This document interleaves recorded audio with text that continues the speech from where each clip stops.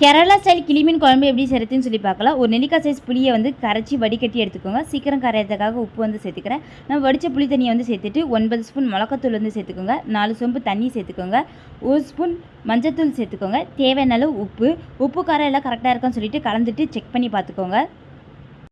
சட்டியில் 4 ஸ்பூன் எண்ணெய், 1 ஸ்பூன் கடுகு, 1 ஸ்பூன் உளுந்து, 1/4 ஸ்பூன் வெந்தயம், 4 பூண்டு, கொஞ்சமாக கறிவேப்பிலை, ஒரு பச்சை மிளகாய், ஒரு பெரிய சைஸ் வெங்காயம் குட்டி குட்டியாக சாப் பண்ணி சேர்த்துக்கிறேன். வெங்காயம் நல்லா வதங்கி வந்ததும் 2 மீடியம் சைஸ் தக்காளி வந்து குட்டி குட்டியாக சாப் பண்ணி சேர்த்துக்கிறேன். தக்காளி நல்லா வதங்கி வந்ததும் நம்ம கரைச்சி வச்சுருக்க அந்த புளி தண்ணி வந்து சேர்த்துக்கலாம். புளி தண்ணி வந்து நல்லா கொதிச்சு வரணும், எண்ணெய் பிரிஞ்சு வரணும். இப்போ வந்து ஒரு பிளேட் போட்டு மூடிடலாம். நம்மளுக்கு இந்த மாதிரி எண்ணெய் நல்லா பிரிஞ்சு வந்ததும் நம்ம வாஷ் பண்ணி வச்சுருக்க இந்த மீன் வந்து சேர்த்துடலாம். எல்லா மீனும் வந்து சேர்த்துட்டு இந்த மாதிரி கலந்து வந்து விட்டுருங்க.